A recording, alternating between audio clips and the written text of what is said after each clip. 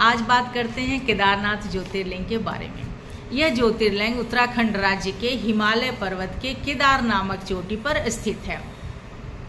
इस चोटी के पश्चिम में मंदाकिनी नदी और पूर्व में अलकनंदा नदी बहती हैं। ये दोनों नदियां नीचे रुद्रप्रयाग में मिल जाती हैं और आगे चलकर देवप्रयाग में इन्हीं नदियों से भागीरथी नदी भी मिल जाती है। मंदाकिनी नदी के तट पर ही केदारनाथ मंदिर जो है वो स्थित है। ऐसी प्राचीन कथा है कि यह जो प्राचीन काल में दो ऋषि, नर और नारायण नाम के दो ऋषि रहा करते थे और वह शिव के अनन्य भक्त थे। और दोनों ने निराहार रहकर एक पैर पर खड़े होकर हजारों वर्षों तक शिव की आराधना की थी और जिससे कि शिव प्रसन्न होकर उन्हें दर्शन दिए और प्रकट हो गए।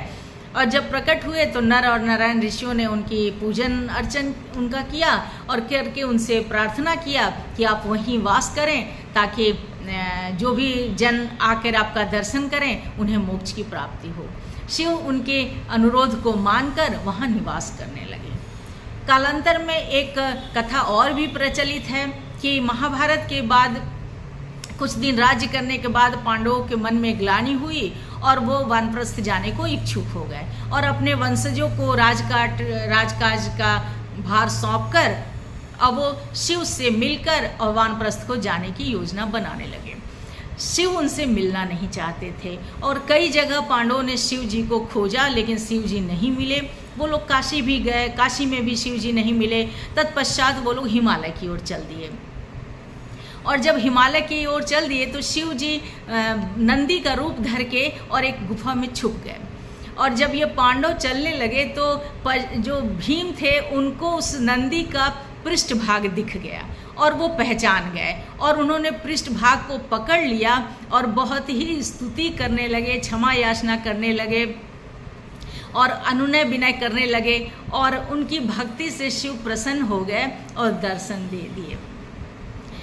ऐसा माना जाता है कि अभी में भी जो शिवलिंग वहाँ ज्योतिर्लिंग है वह बैल के पृष्ठभाग का ही के सदृश ही दिखता है।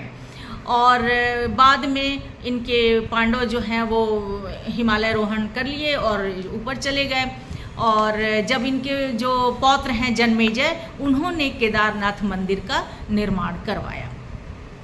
बाद में जो आदि शंकराचार्य हैं उन्होंने भी यहाँ पर मंदिर का निर्माण पुनरुद्धार वगैरह कराया और वहीं पर वह समाधिस्थ भी हो गए। शंकराचार्य की समाधि भी वहाँ मिलती है। और ये जो केदारनाथ का मंदिर है इसकी पूजा अप्रैल के अक्षय तृतीया से प्रारंभ होती है और नवंबर के कार्तिक पूर्णिमा तक ही चलती है।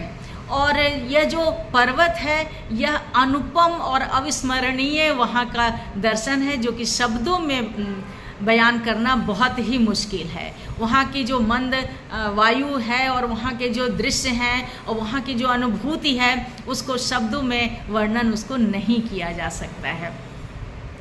और जो ये मौसम प्रतिकूल मौसम होने की वजह उनके बाकी 6 महीने उनकी जो पूजा आराधना होती है वह नीचे ऊखी मठ में होती है। और ऐसी मान्यता है कि केदारनाथ के दर्शन से मनुष्य जो है वह मोक्ष की प्राप्ति कर लेता है। जय भोलेनाथ।